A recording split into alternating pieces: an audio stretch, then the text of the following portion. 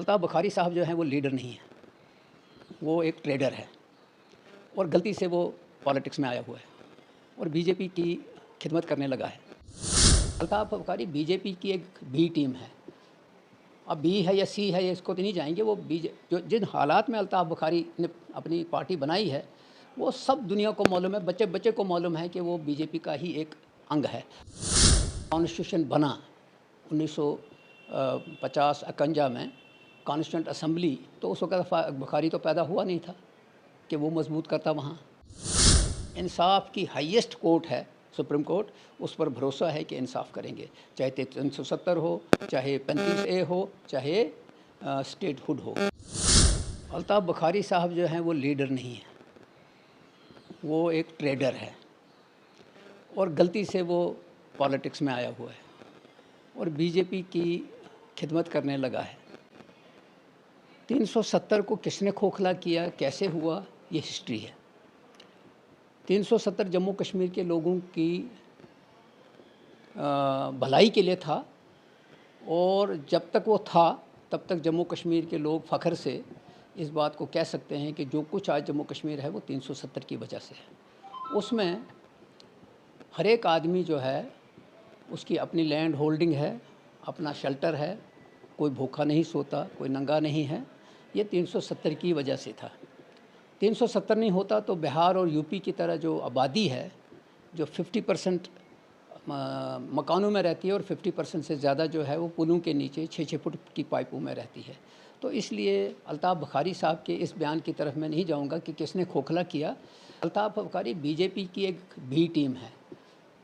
अब बी है या सी है, इसको तो नहीं जाएंगे। वो जो जिन हालात में अल्ताफ़ बुखारी ने अपनी पार्टी बनाई है वो सब दुनिया को मालूम है, बच्चे बच्चे को मालूम है कि वो बीजेपी का ही एक अंग है। तो उसने वही बात करनी है, उसको 370 से लेना देना नहीं है, वो अपनी प्रॉपर्टी बचा रहा है।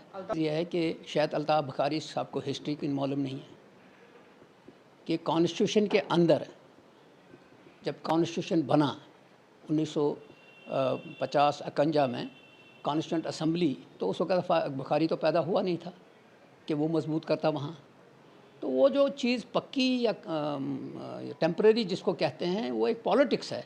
लेकिन 370 उस वक्त बाज़ाब्ता तौर जम्मू कश्मीर के लोगों को एक ये दे दिया स्पेशल स्टेटस कि चूँकि उस वक्त महाराजा हरी सिंह को ये करना था, जो ये करना था, तो महाराजा हरी सिंह के पास ही ये पावर था। तो उसने जब इलाहा किया उसके बाद जो कॉन्स्टिट्यूंट असम्बली की उसने किया।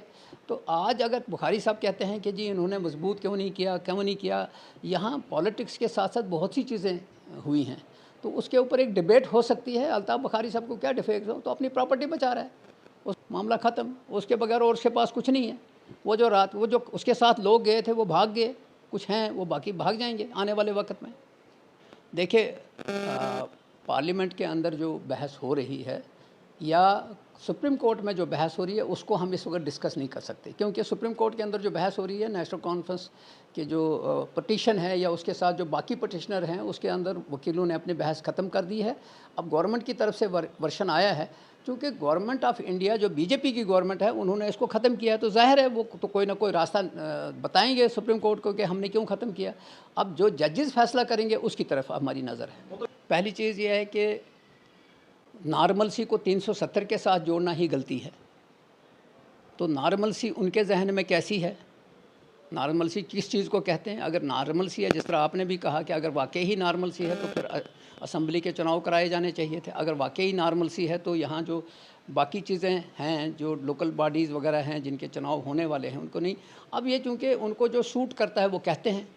और दूसरी चीज़ ये है कि जम्मू कश्मीर इस वक्त जो है मुश्किल हालात में है, बैरोक्रेटिक सेटअप रूल कर रहा है। हर एक चीज़ के अंदर बैरोक्रेटिक सेटअप जो है वो घुसा हुआ है। वो कानून पास कर रहे हैं जो उनकी कम्पिटेंसी नहीं है।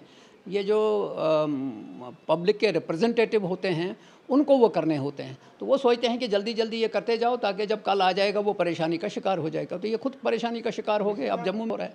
बात यह है कि हमें सुप्रीम कोर्ट के ऊपर भरोसा है कि वो लोगों के साथ इंसाफ करेंगे।